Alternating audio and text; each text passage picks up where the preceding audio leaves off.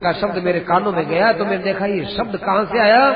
पता चला कि ये तो शिव जी के धनुष के टूटने का शब्द है। इतनी तुमने हिम्मत हो गई, लो मेरे पास ये धनुष है, इस धनुष के ऊपर तुम प्रत्यंचा चढ़ाओ, उसके बाद मेरे साथ द्वंद्व युद्ध करो। मालूम है कौन हूं मैं? मेरा नाम परशुराम है। तुमने शिव जी का धनुष तोड़ा है, मैं उसे किसी प्रकार सह नहीं सकता हूं। दशरथ जी महाराज घबरा गए। दशरथ जी महाराज थरथर कांपने लगे कि आज तो परशुराम जी ने अपना पिछला क्रोध है वो क्रोध जागृत कर लिया। सब लोग देखने लगे। परशुराम जी महाराज ने तो कह दिया था कि अब मैं क्षत्रियों का नाश नहीं करूंगा, अब मैं क्षमा करूंगा, लेकिन आज तो अपना पिछला क्रोध ये वापस प्रकट कर रहे हैं। दशरथ जी महाराज ने हाथ जोड़ते हुए कहा, हे परशुराम जी महाराज, मेरा छोटा ये बच्चा है, आप ऐसा मत करो, आप राम के ऊपर कोप मत करो। आपके क्रोध से यदि हमारा राम नहीं रहेगा तो मैं भी नहीं रहूंगा, तो मेरा परिवार ही समाप्त हो जाएगा। आप तो बड़े दयालु हो। आपने इंद्र के सामने प्रतिज्ञा कर दी थी कि अब मैं शस्त्र नहीं उठाऊंगा। आज आप ये फरसा लेकर, धनुष बाण लेकर, तलवार कटार लेकर, इतना क्रोध लेकर कैसे आप अपनी प्रतिज्ञा से मुकर रहे हैं? बच्चों के द्वारा कोई गलती होती है तो बड़े जन उनको क्षमा करते हैं, आप ऐसा मत कीजिए। एक राम के मरने पर हम सब मर जाएंगे, हमारा जीवन तो राम के अधीन है। ओहो, आप क्षमा करो। हे परशुराम जी महाराज, आपसे मैं क्षमा की याचना करता हूँ। परशुराम जी ने एक बात नहीं सुनी दशरथ जी की, एक बात का उत्तर नहीं दिया और सीधे राम को कहने लगे, हे राम, तुमको पता है कि नहीं, इस सारे ब्रह्मांड के अंदर दो ही धनुष बड़े श्रेष्ठ हैं। एक तो वो कि जो तुमने तोड़ा है और एक ये जो मेरे हाथ में है। इन दोनों धनुषों के विषय में तुमको पता है? देखो, देवताओं ने ये दोनों धनुष बनाए थे और भगवान शंकर को उन्होंने एक धनुष दिया था। त्रिपुरासुर को मारने के लिए देवताओं ने धनुष भगवान शंकर को दिया था। और दूसरा ये वैष्णव धनुष है जो भगवान विष्णु को दिया था। ये दो ही धनुष हैं। एक बार ब्रह्मा जी ने दोनों धनुष की परीक्षा कराने के लिए आपस में शिव और शिव जी को और विष्णु को दोनों को लड़ाया। दोनों की तरफ से शस्त्र छोड़े गए। उस समय में दोनों का विरोध देखकर के सब लोग घबरा गए कि कौन क्या किस समय जीतेगा, कौन हारेगा। तो उस समय भगवान विष्णु ने एक धनुष छोड़ करके भगवान शंकर को जो है हुंकार के द्वारा स्तब्ध कर दिया, माने वो एक जगह खड़े रह गए। इस प्रकार से भगवान शंकर की वहां पर पराजय हुई थी। वो पराजय भगवान शंकर को बड़ी अच्छी लगी। वो पराजय कोई मान के ऊपर ठेस पहुंचाने वाली पराजय नहीं थी। भगवान विष्णु ने भगवान शंकर से बड़ा प्रेम किया था। और उसके बाद एक तो वो धनुष जो देवराज को, जनक जी के यहाँ पहले पैदा हुए देवराज को वो देवताओं ने दिया था, और एक ये वैष्णव धनुष है। ये वैष्णव धनुष भी देवताओं के पास भगवान विष्णु ने दे दिया। उसके बाद ये ऋचि के पास आया और ऋचि के बाद मेरे पिता के पास आया। मेरे पिता जमदग्नि उनके पास था। एक बार मेरे पिता के सिर को सहस्रार्जुन ने काट दिया। तब उस सहस्रार्जुन से बदला लेने के लिए और 21 बार क्षत्रियों का नाश करने के लिए मैंने इसी धनुष का सहारा लिया। सारी पृथ्वी पर मैंने क्षत्रियों का बीज नहीं रहने दिया। और उसके बाद जब यज्ञांत के अंदर मैंने सारी पृथ्वी कश्यप जी को दे दी थी और मैं महेंद्र पर्वत पर जाकर तपस्या करने लगा। परंतु आज मुझे मालूम चला कि वो शिव धनुष टूट गया। तब मैं अपने उसी तेज को लेकर तुम्हारे पास आया हूँ। कैसे तुमने तोड़ दिया? और यदि इतना तोड़ दिया, तुम्हारे में इतनी ताकत है, तो इस धनुष को तुम चढ़ाओ और उसके बाद में तुम मेरे से द्वंद्व युद्ध करो। दशरथ नंदन श्री राम ने जमदग्नि के पुत्र श्री परशुराम की बात सुनी। बात सुनकर के उन्होंने कहा, हे परशुराम जी महाराज, यहाँ मेरे गुरुजन मौजूद हैं। यहाँ मेरे पिताश्री मौजूद है, इनके सामने मैं आपको क्या कह सकता हूँ। इनके सामने मेरे द्वारा कुछ भी बड़ी बात कहना मेरे लिए बहुत लज्जा की बात है, परंतु आप हमारे छात्र धर्म के ऊपर कलंक लगा रहे हैं, इसलिए मुझे आज कुछ आपके सामने विशेषता से कहना पड़ेगा। लाओ, आप बार बार बोलते हैं धनुष के लिए कि इस धनुष पर प्रत्यंचा चढ़ाओ, लाओ ये धनुष, मैं अभी इसके ऊपर प्रत्यंचा चढ़ाता हूं।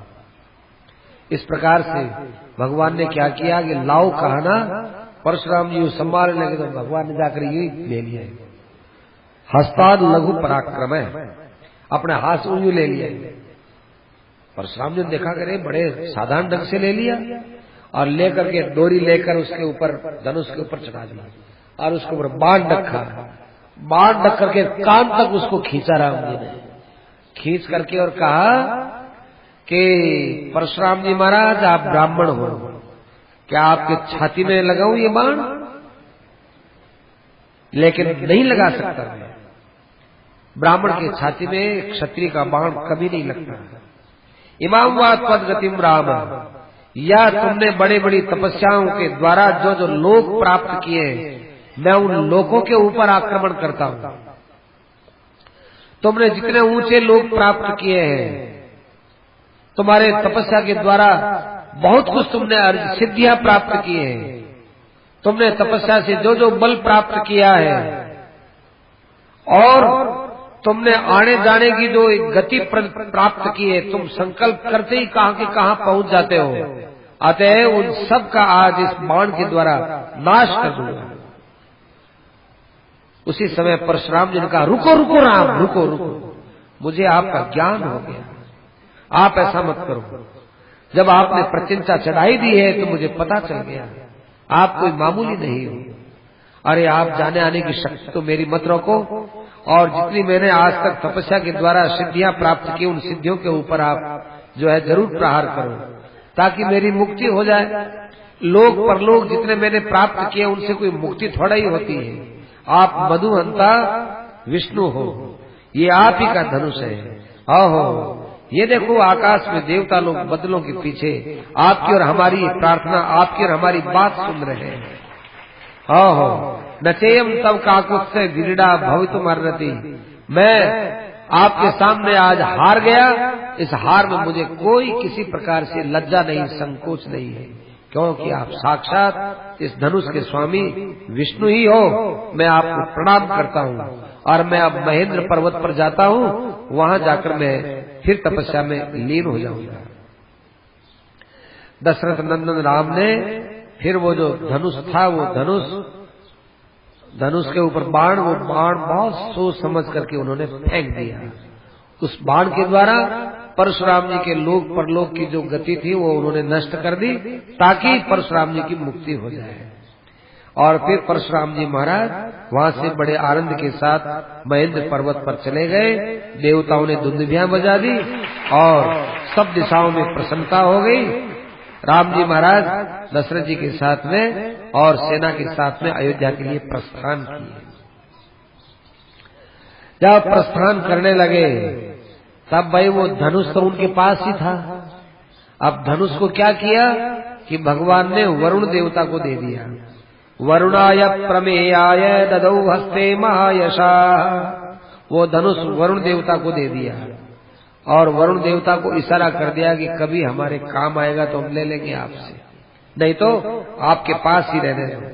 उन्होंने दे दिया। राम जी महाराज को फिर पिताजी ने, अब पिताजी के पास में राम जी गए। पिताजी तो बेहोश हो गए थे, पिताजी बेहोश हो गए। राम जी महाराज गए, कहा कि पिताजी परशुराम जी महाराज चले गए हैं, अपने अयोध्या चले हैं। कई देर बाद होश आया और फिर वे वहां से रवाना हुए। जामदग्न्योगतो राम प्रयातो चतुरंगिणी, अब वहां से वो सेना रवाना हुई। दशरथ जी महाराज और सब बड़ी प्रसन्नता से रवाना होकर अयोध्या पहुंचे। अयोध्या में पहले ही खबर करवा दी थी कि हम लोग आ रहे हैं भाई, अयोध्या को खूब सजाना। तो घर घर के अंदर पताका लगाई हुई, झंडियां लगाई हुई। घर घर के अंदर वहां पर गाने बजाने वाले लोग बैठे हुए थे, अपने जो है नगारा बजाए, तूती बजाए, तुर्रिये बजाए, सब लोग बड़े आनंद के साथ में अयोध्या में प्रतीक्षा हो रही थी। सब लोगों के पास में पूजा की सामग्री है, किसी के पास में लाजा है, किसी के पास चावल है, किसी के पास कुमकुम है, किसी के पास रोली है कि भाई ये बारात आएगी और हम लोग अयोध्या में इनका स्वागत करेंगे। अयोध्या के एक नगर की ओर सब लोग वहां पर खड़े हुए थे। जो ही महाराज अयोध्या के विशेष नगर के अंदर प्रवेश किए, सब लोगों ने फूलों की वर्षा की और राम जी के ऊपर फूलों की वर्षा की।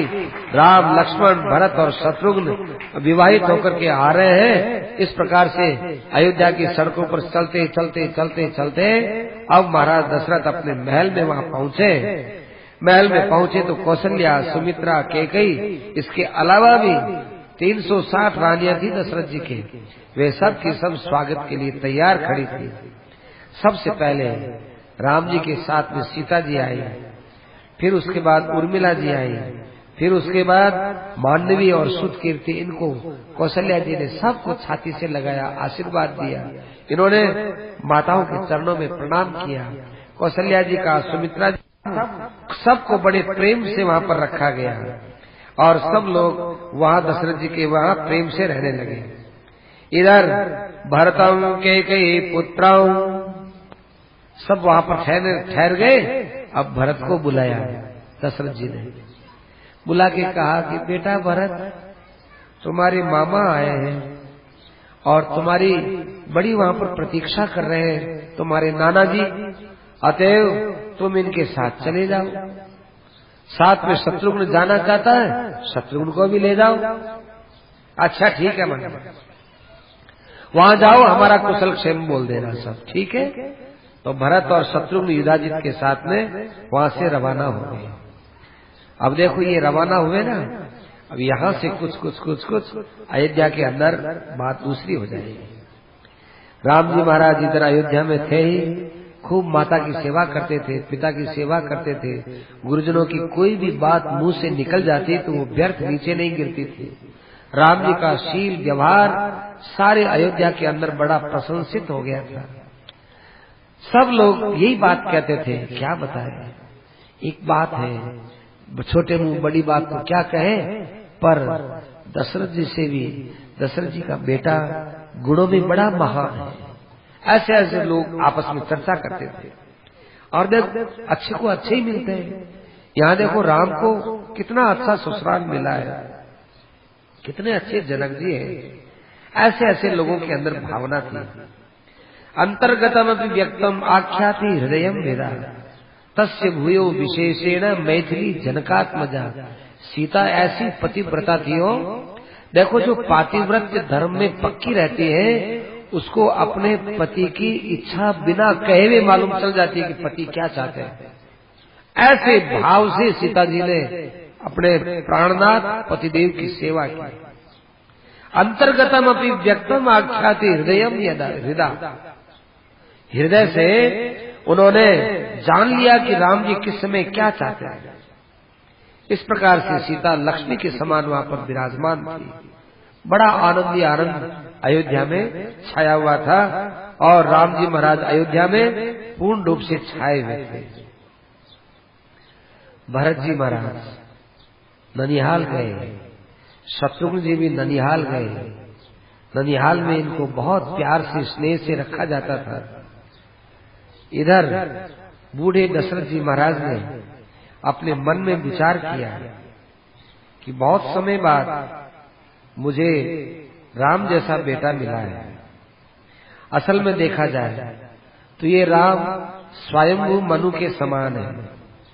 ये राम गुणों में बड़ा श्रेष्ठ है। कौशल्या बड़ी भाग्यशालिनी है, इसको राम जैसा पुत्र मिला है। राम के अंदर कितने अच्छे गुण है, ध्यान देना हो। राम किसी से भी बात करता है तो पहले हंसता है, फिर बात करता है।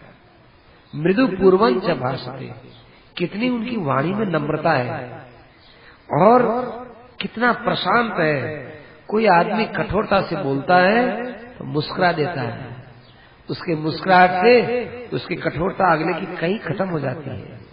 राम में कैसा गुण है, एक बार कोई आदमी जरा सा उपकार कर देता है, राम उसका खूब बखान करते हैं, ये हमारे तो वो है, ये हमारे लिए वो है, ये ऐसा खूब प्रशंसा करते हैं।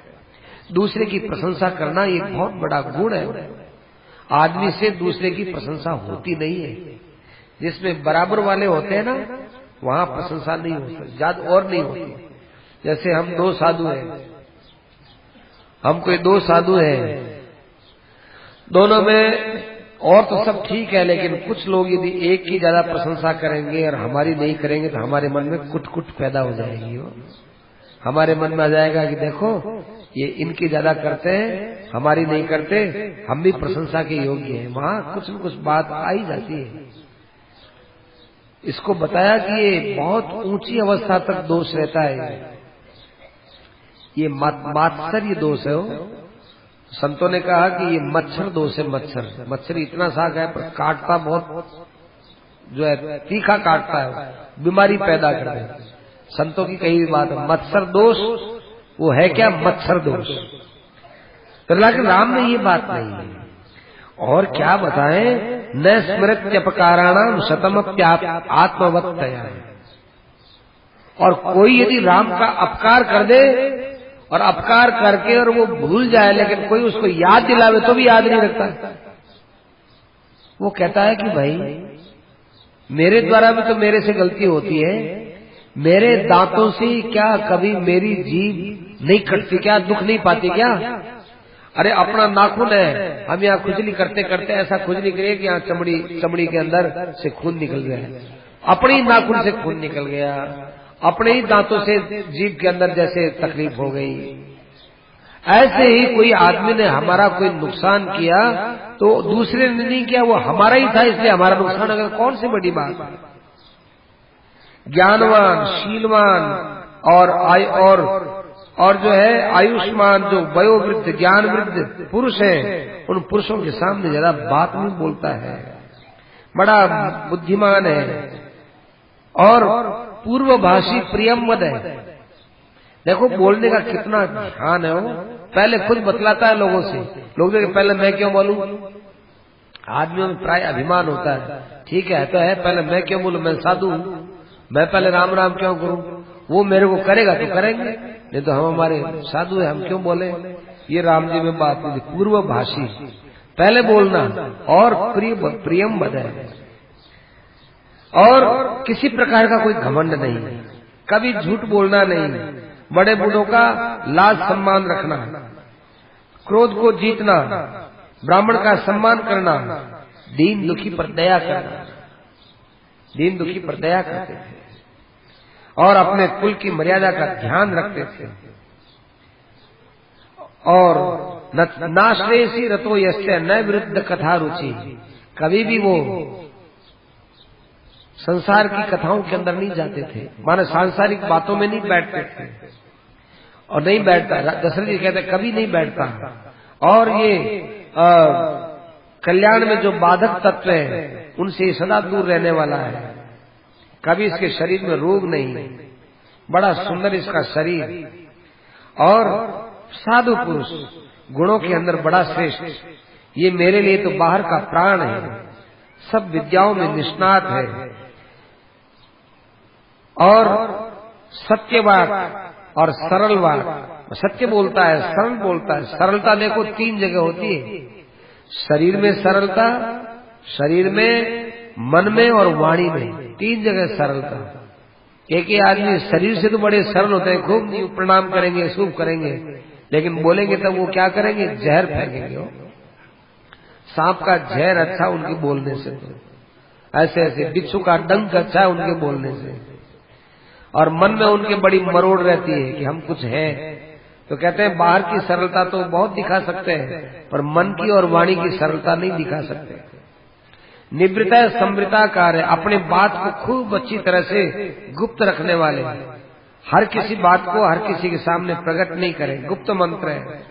दृढ़ भक्ति स्थिर प्रज्ञा है, नासद ग्राही न दुर्वचय, वो त्याग संयम को खूब अच्छी तरह से जानते थे, कहाँ त्याग करें, कहाँ संयम करें, कहाँ संग्रह करें, इन बातों को खूब अच्छी तरह से जानते थे।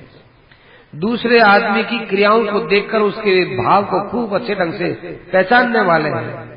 और वही संग्रहानुग्रहण अर्थात श्रेष्ठ पुरुषों का संग्रह करने में बड़े प्रवीण, अच्छे अच्छे आदमियों से मित्रता रखने, अच्छे आदमी जाने। आजकल तो लोग देखते हैं गुंडे और बदमाशों से दोस्ती रखो दुनिया में। ये तो गुंडे और बदमाश है, वो तो काम आएंगे। गुंडों से दोस्ती रखो, बदमाशों से दोस्ती रखो, सज्जन आदमी काहे के काम आएंगे। ऐसे वो असत ग्रह है और ये सत ग्रह थे राम जी महाराज। श्रेष्ठम शास्त्र समूहेषु और अस्त्रों के अंदर बड़ी श्रेष्ठता रखने वाले, धर्म अर्थ को अच्छी तरह से जानने वाले। इतना ही नहीं, ये इस बात को जानते कि मकान को बनावे तो किस प्रकार से इसको बनाया जाए, भोजन बनाने में किस प्रकार से बनाया जाए, और घोड़े के ऊपर किस अवस्था में घोड़ा चढ़ने लायक है और किस समय में घोड़े से अब उतरा जा सकता है। घोड़े का भी भाव देख करके चढ़ा जाता है, घोड़े का भी भाव देख करके उतरा जाता है। ऐसे आरोहे विनय चैव युक्त है वारण वाजीवान, माने हाथी पर घोड़े पर को सोच समझ के चढ़ते थे और सोच समझ के उतरते हैं। अनुसूय जितक क्रोध है, असूया दोष है नहीं, क्रोध को जिन्होंने जीत रखा है, ऐसे ऐसे गुणों से युक्त मेरा ये लड़का है। ओहो, ऐसे गुणों वाला जो लड़का, इसको यदि मैं राजा बना दूं, इसको मैं युवराज बनाऊं, तो क्या कितना अच्छा वो दिन है। राजा की दिन प्रतिदिन राम के अंदर भक्ति बढ़ती चली गई, हृदय में बड़ा प्रेम होता था। उसने विचार किया कि मैं मरने से पहले पहले जितना जल्दी हो सके राम को युवराज पद पर बैठा ही नहीं, क्योंकि शरीर का कोई भरोसा नहीं है। लोगों के अंदर राम की बड़ी महिमा हो रही है, क्योंकि लोग बोलते हैं कि ये बदल के समान वर्षा करने वाला, यमराज के समान शक्तिमान और बुद्धि में बृहस्पति के समान, धैर्य में पर्वत के समान, हर दृष्टि में ये गुणवान है। इसलिए ऐसे पुत्र को यदि मैं युवराज पद पर नहीं बैठाता हूं तो वास्तव में मेरा इतना लंबा चौड़ा जीवन किसी काम का नहीं है। ओहो, ये तो हम सबको विचार कर ही लेना चाहिए। उसी समय में महाराज ने अपने मंत्री को बुलाया, सुमंत्र को बुलाया और दूसरे मंत्रियों को बुलाया और बुला करके कहा, हे मंत्रियों, देखो देखो आकाश में पृथ्वी पर बड़े घोर उत्पात हो रहे हैं। मुझे कभी कटा कटा मालूम देता है, ऐसा लगता है कि मेरा शायद संसार में अब रहना बहुत थोड़ा ही रह गया हो। अतएव मैं मरने से पहले राम को युवराज बनाना चाहता हूं, इसलिए सब देश देशांतर के राजाओं को बुला लाओ। अच्छी बात, सब लोग गए बुलाने के लिए, दो जगह नहीं बुला सके, एक तो केके देश के राजा को और एक जनक जी महाराज को, दो को नहीं बुलाए। क्यों? पश्चात शोषित है प्रियम, वो तो हमारे इतने नजदीक के हैं, ये तो अपना आप ही बात सुन लेंगे, कोई बात नहीं, पहले उन लोगों को बुलाओ। तो त्वरया न आनयामास है, जल्दीबाजी के कारण से केके देश के राजा को और जनक जी महाराज को, दो को नहीं बुला सके, बाकी सबको बुलाया। सब राजाओं की सभा लगी, राजा लोग सब आनंद के साथ बैठे हुए थे। महाराज दशरथ ने सबके बीच में अपनी वाणी को बड़ा गंभीर करते हुए कहा, हे राजाओं, आज आप लोगों के बीच में अपने मन की बात कहने में मुझे बड़ा आनंद का अनुभव होता है। मैंने इक्ष्वाकु वंश की इस राज परंपरा को अपने जवानी से लेकर बूढ़े कंधों तक खूब आराम से इसको ढोया है। दूसरे शब्दों में मैं कहूं तो मैं जितने वर्ष तक अयोध्या के राज छत्र के नीचे निकाले, उतने वर्ष मैंने राज छत्र के बाहर नहीं निकाले। माने अब मैं इतने वर्षों का हो गया, तो जवानी में मैं राजा बना था तो बूढ़ा हो गया, राजा नहीं बना था वो वर्ष तो मेरे लिए बहुत कम है, और राजा बना हूं वो वर्ष मेरी जिंदगी के ज्यादा है। अब मैं थक गया, अब मेरा शरीर भी छत्र के समान सफेद हो गया है, मेरी आयु अब समाप्त सी लग रही है। जीवन में मैंने बड़े अच्छे अच्छे काम किए जो मुझे याद है, लेकिन अभी एक अच्छा काम बाकी है। अब मैं पृथ्वी का शासन करने में थक गया हूं। मैं अब युवराज पद के ऊपर राम को अभिषिक्त करना चाहता हूं। ये गुणों में भी श्रेष्ठ है, मेरे पुत्रों में भी श्रेष्ठ है, इंद्र के समान शक्तिमान है, और कल चंद्रमा पुष्य नक्षत्र में प्रवेश कर रहे हैं। बड़ा सुंदर दिन है। यदि कल का दिन हमारे से चूक गया, फिर आगे इतना जल्दी दिन आने वाला नहीं है।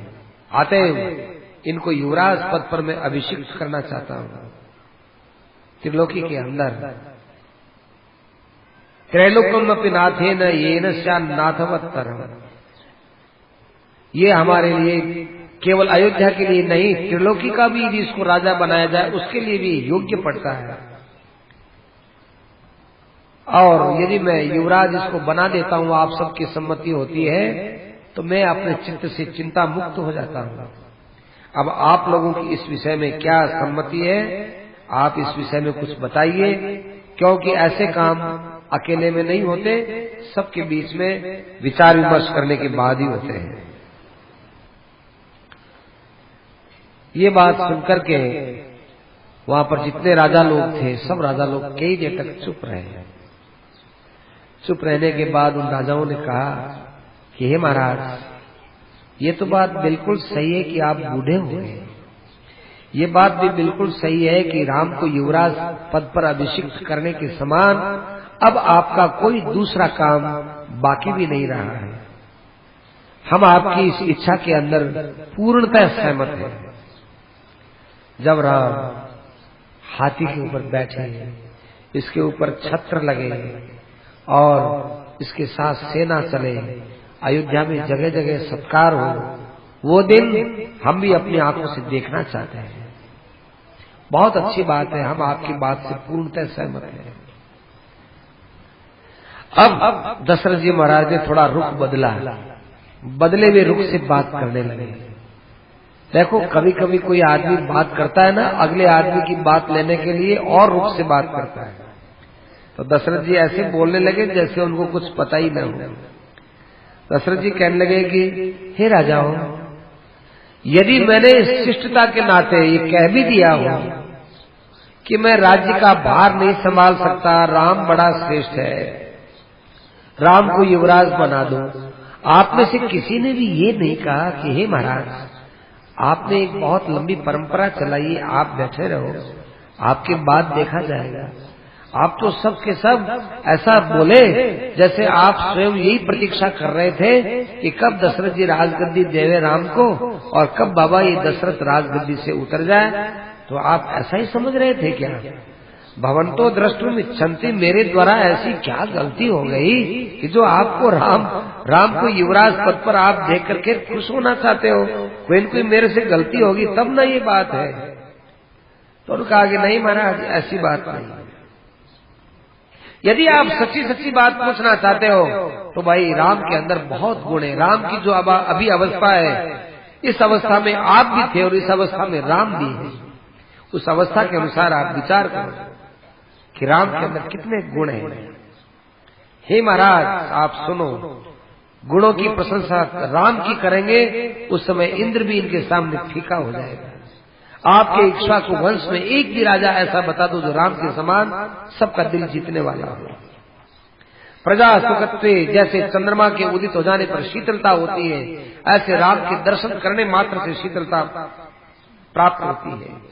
बुद्धि में, अकल में बृहस्पति के समान है, शीलवान है और स्थिर चित्त है। जो बात एक बात न्याय की हो गई सो हो ही गई। ऐसे अव्यवस्थित चित्त वाला नहीं है। प्रियवादी है, सत्यवादी है, यश में और कीर्ति के लोभ में फंसने वाला नहीं है।